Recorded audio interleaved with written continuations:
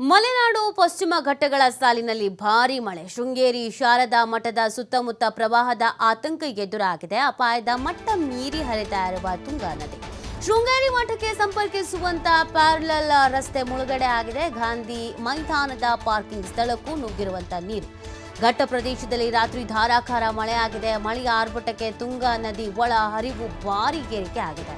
ಪ್ರವಾಸಿಗರು ಸ್ಥಳೀಯರು ನದಿ ತೀರಕ್ಕೆ ತೆರಳದಂತೆ ಸೂಚನೆಯನ್ನು ನೀಡಲಾಗಿದೆ. ಭಾರೀ ಪ್ರಮಾಣದಲ್ಲಿ ಮಳೆ ಆಗ್ತಿರುವಂತಹ ಹಿನ್ನೆಲೆಯಲ್ಲಿ ಸಮಸ್ಯೆಗಳು ಎದುರಾಗ್ತಾ ಇದೆ.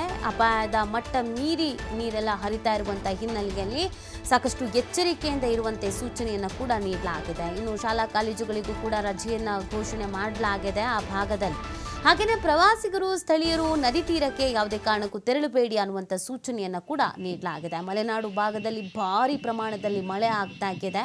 ಅದರ ಜೊತೆಗೆ ಶೃಂಗೇರಿ ಶಾರದಾ ಪೀಠ ಹಾಗೆಯೇ ಸುತ್ತಮುತ್ತಲಿನ ಊರುಗಳು ಕೊಪ್ಪ, ಎನ್ನಾರ್ಪುರ, ತೀರ್ಥಹಳ್ಳಿ ಈ ಭಾಗಗಳಲ್ಲಿ ಭಾರಿ ಪ್ರಮಾಣದಲ್ಲಿ ಮಳೆ ಆಗ್ತಾ ಇದೆ ಅನ್ನೋದ್ರ ಬಗ್ಗೆ ವರದಿ ಆಗ್ತಾ ಇದೆ. ಆ ಕಾರಣಕ್ಕಾಗಿ ಶಾಲಾ ಕಾಲೇಜುಗಳಿಗೆ ರಜೆಯನ್ನು ಕೂಡ ಘೋಷಣೆ ಮಾಡಲಾಗಿದೆ.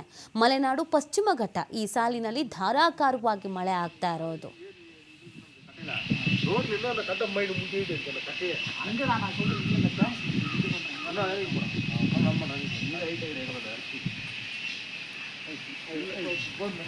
இவருக்கெல்லாம் வந்து நாங்கள் தண்ணி இடிச்சு அதெல்லாம் பார்த்துருக்கேண்ணா அப்போ வேலைக்கு போகலாம்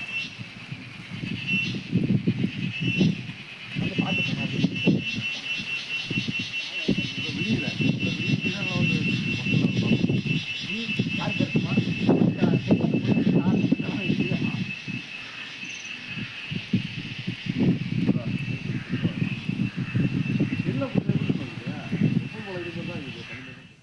ಈ ಬಗ್ಗೆ ಮತ್ತಷ್ಟು ಮಾಹಿತಿ ನೀಡ್ತಾರೆ ನಮ್ಮ ಪ್ರತಿನಿಧಿ ಪ್ರಕಾಶ್. ಬಹಳ ಮಳೆ ಆಗ್ತಾ ಇದೆ ಈ ಮಲೆನಾಡು ಭಾಗದಲ್ಲಿ, ಪಶ್ಚಿಮ ಘಟ್ಟದಲ್ಲಿ. ಸದ್ಯದ ಅಲ್ಲಿನ ಸಿಚುವೇಶನ್ಸ್ ಯಾವ ರೀತಿ ಆಗಿದೆ? ಜಿಲ್ಲಾಡಳಿತಗಳು ಹೇಗೆ ಎಚ್ಚರಿಕೆಯಿಂದ ಇವೆ? ಈಗಾಗಲೇ ಚಿಕ್ಕಮಗಳೂರು ಜಿಲ್ಲೆಯಾದ್ಯಂತ ಸಾಕಷ್ಟು ಮಳೆ ಆಗ್ತಾ ಇರುವಂತದ್ದು. ಅದರಲ್ಲೂ ಚಿಕ್ಕಮಗಳೂರು ಜಿಲ್ಲೆ ಶೃಂಗೇರಿಯಲ್ಲಿ ಕೂಡ ಈಗಾಗಲೇ ನೆರೆ ಹಾವಳಿಯ ಆತಂಕ ಎದುರಾಗಿರ್ತಕ್ಕಂಥದ್ದು. ಶೃಂಗೇರಿ ಶಾರದಾ ಮಠದ ಸುತ್ತಮುತ್ತಲಿನ ಪ್ರದೇಶದಲ್ಲಿ ನೆರೆ ಆತಂಕ ಎದುರಾಗಿದೆ ಅನ್ನುವ ಮಾಹಿತಿ ಸದ್ಯಕ್ಕೆ ತಿಳಿದು ಬಂದಿರುವಂತದ್ದು. ಅಪಾಯದ ಮಟ್ಟವನ್ನು ಮೀರಿ ಈಗಾಗಲೇ ತುಂಗಾ ನದಿ ಹರಿತಾ ಇರುವಂತದ್ದು. ಶೃಂಗೇರಿ ಮಠಕ್ಕೆ ಸಂಪರ್ಕಿಸುವ ಪ್ಯಾರಲಲ್ ರಸ್ತೆ ಅಂದ್ರೆ ಗಾಂಧಿ ಮೈದಾನ ರಸ್ತೆ ಈಗಾಗಲೇ ಮುಳುಗಡೆ ಆಗಿದೆ ಎಂಬುವ ವಿಚಾರ ಕೂಡ ಬೆಳಕಿಗೆ ಬಂದಿರುವಂತದ್ದು. ಘಟ್ಟ ಪ್ರದೇಶದಲ್ಲಿ ಸಾಕಷ್ಟು ಧಾರಾಕಾರ ಮಳೆ ಕೂಡ ಸುರಿತಾ ಇದೆ. ಜೊತೆಗೆ 5 ತಾಲೂಕಿನ ಶಾಲಾ ಕಾಲೇಜು ಮತ್ತೆ ಪ್ರೌಢಶಾಲೆಗಳಿಗೆ ಈಗಾಗಲೇ ಹಾಗಾಗ್ಲೂರಿನಲ್ಲಿ ಸಾಕಷ್ಟು ಮಳೆ ಆಗ್ತಾ ಇದೆ. ಜೊತೆಗೆ 5 ತಾಲೂಕಿನಲ್ಲೂ ಕೂಡ ರೆಡ್ ಅಲರ್ಟ್ ಅನ್ನು ಘೋಷಣೆ ಮಾಡಲಾಗಿದೆ. ನೀತಿ. ಥ್ಯಾಂಕ್ ಯು ಪ್ರಕಾಶ್, ತಮ್ಮ ಡೀಟೇಲ್ಸ್ಗಾಗಿ.